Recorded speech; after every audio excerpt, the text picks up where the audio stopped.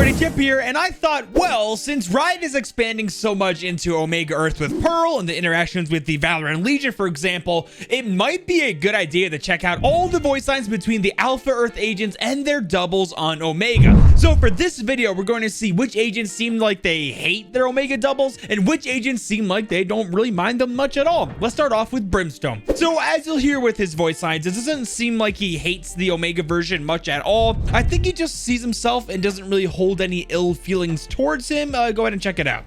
Brimstone's a stubborn ass. Reminds me of someone. If any of you got a problem with me, take it out on my double. One brimstone is enough. Pour one out. Yeah, that's pretty much it. Seems to me that it's just all chill with Brim. Now, Viper's interactions with her Omega double are totally different than Brim's. It looks like she wants to figure out what Viper is doing on Omega and what things she's researching or working on. Sabine, what have you been working on over there? I'm curious, but you don't need to be alive for me to find out. My air filters don't work on her poison. Why? I'll figure it out.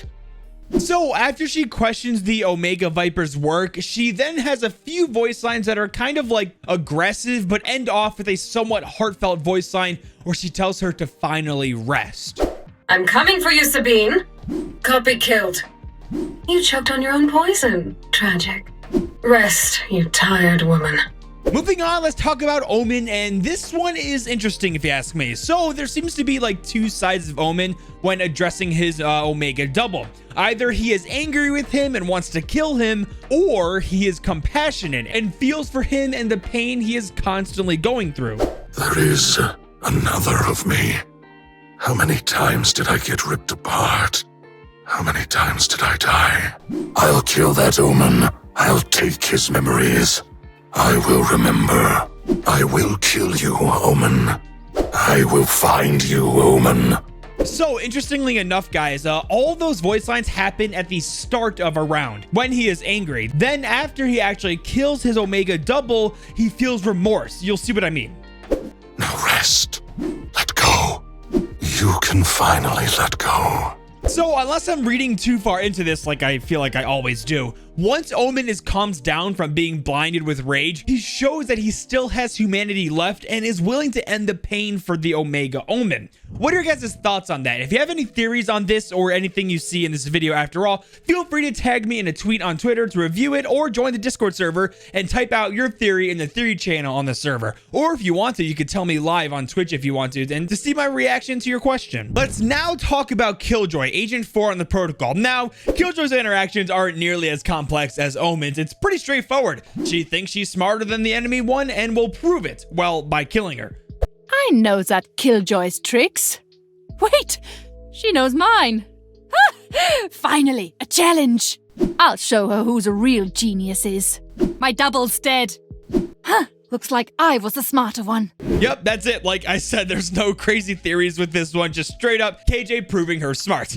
Now, next up is the legend himself, Cypher. So with Cypher, it looks like he sees his Omega double as a mystery, not knowing where he's coming from and curious on his intentions. I honestly don't know who the Cypher on their side is. A real mystery. Who are you? Copy of me? Where did you come from? And also at the same time, just like most agents on the Protocol, he does have voice lines of like being aggressive with his double. Who will see better, Amir? I will crush your eyes, Amir. Aywa, salam alik. There can only be one. Now, fun fact, if I remember right, before Fate leaked out all the agents' names with the dossiers, I believe these voice line interactions with the Omega double was the first time we found out about Cypher's real name, Amir. Pretty cool. Sova is up next. Now, we know that Sova has spared the life of his Omega double when he saw him in the past, so let's see if that mercy and compassion translates over to these voice lines too. Sova, I spared you when we first met. I can't let you go again. Biggie, Sova. A fine death. It was you or me. So to me, it looks like Sova doesn't hate his Omega double or anything like that. It feels like his hand was forced when killing him, and maybe Sova wouldn't have ended his life if he wasn't ordered to do so. Next is Sage, and hers is pretty interesting to me, honestly. It's kind of like Sova, where I feel like she doesn't want to kill the Omega Sage, but has to. I know I am over there. but my mind rejects the thought. Does she feel the same? Kill my copy. Imposter killed. I had to kill you. And then we also have like a super funny voice line that is actually one of my favorites of them all. Everyone knows how annoying it is to like hit an enemy for like 120 damage in a gunfight just for them to run back and get healed by Sage. Well, looks like Sage feels the same way. Now I know how annoying my healing can be. Now with Phoenix, it's nothing but kicking ass and making sure his Omega double feels it. If we remember, he already met his double in the Duality cinematic, where Phoenix kind of got embarrassed and was purely shocked by, well, himself. So I think that's the full pun intended fuel for the fire that we're seeing here. Who's this other Phoenix guy? Nah, mate, you're mine. There can only be one Phoenix. I'm coming for you. I'm gonna burn you up, Phoenix. You're nothing, cuz. You should see your face.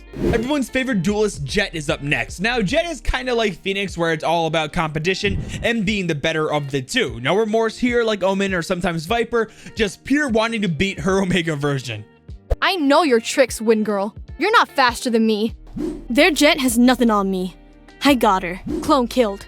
Grounded. No way, we're the same. Now, I'm pretty sure everyone saw this one coming, but up next is Reyna, and she does not have a shred of respect or remorse for her Omega. It's just like any other enemy or someone she can steal a soul from to feed. Without hesitation, Reyna will kill her. My reflection is here. Do me a favor, cariño. Kill her. You're mine, Reyna. Parasite. Forgive me if I don't grieve. Okay, so with Raze, it's like you're going to get one of two versions with her. Either Raze will make fun of her Omega double and says she sucks, or it looks like Raze would love to hang out with her and pick her ideas apart to see if she can implement any of them. Another Raze? Ha! I bet she's fun. I mean, I'll still kill her, obviously. That Raze has some good invenções. Would love to pick them apart. That Raze sucks. Killed my copy. Am I really that loud? Sleep well, meu amorzinho. Now with Breach, it seems like his Omega is just a joke to him. He does give him credit though by saying that it'll be a fair fight when he realizes his double is on the enemy team. Well, now that I'm thinking about it, actually, I think Breach is more so just giving himself credit with being good rather than saying his Omega double is. A second Breach, huh? This might be a fair fight after all. Nice try. You're just a pretender. One of Breach's good friends, Sky, is up next. Now with her, it looks like that she doesn't really mind her Omega too much. Yeah, she says there can only be one of them, but it doesn't really seem malicious at all with her tone. And she makes a pretty funny comment about it being a zoo with both of them on the battlefield. Two of us? This place is gonna be a zoo. I got there, Ozzy. There can only be one Ozzy around here. Everyone's favorite Riftwalker is up next, Yoru. So as I'm sure you guys can pretty much guess, it does look like that it's all about competition and proving himself to be better with Yoru. Doesn't look like he like hates him or anything like that. It's more so just honestly seeing which Yoru is better. Check it out. That's me over there. Great. Now I can kick my own ass. Last Yoru standing wins. Double's dead. Even I can't beat me. So the Cosmic Wielder Astra is up next, and honestly, I'm actually having a hard time figuring her out. You'll know what I mean when I show you the first voice line. She only has 2 with her Omega. So I'm not so sure if she's like warning her, disappointed, or angry. I just can't tell. What do you guys think? Hey, Ada Astra, if you know what I know, then what are you doing? Yawa, come on, clear off!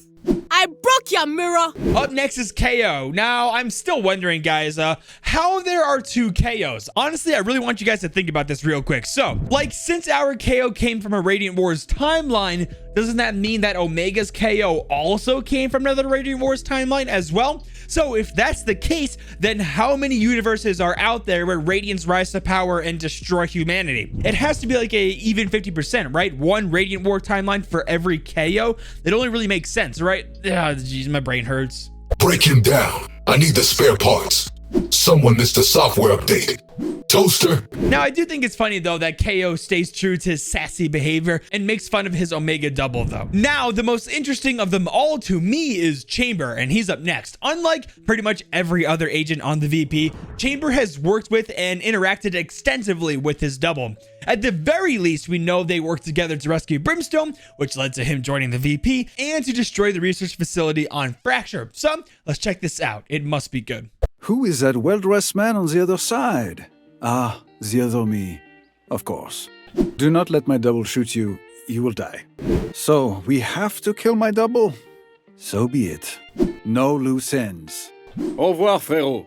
You knew not to trust me. Oh, our deal? It's over. Sorry for the late notice. Up next is the world's best Energizer bunny, Neon. And now, Neon's is pretty straightforward, to be honest. Like she thinks she's better than her double and really doesn't see her as a threat, like, at all. No crazy theories or interesting twists here. That's my double, yeah? I got her. My double thinks she can take me? Bad call. Just my double. No problem. Now that leaves us with Fade, the last agent joined the Valorant Protocol at the time of the recording for this video. With Fade, I think there's a little bit of remorse here. It's kind of like Viper or Omen, where they tell the other ones to rest when they kill them. With Fade though, she says something pretty interesting that if you wanted to look deep into it, may have some clues on how Nightmare works. Check it out. Sleep, my sister. You've seen too much. Silence, Dreamseer. Leave the Dreamseer to me. Yeah, so perhaps communing with Nightmare, the quote-unquote entity that I believe she uses to extend her radiant powers to its full potential, might have a negative effect on the psyche of the user. Pretty interesting if you ask me.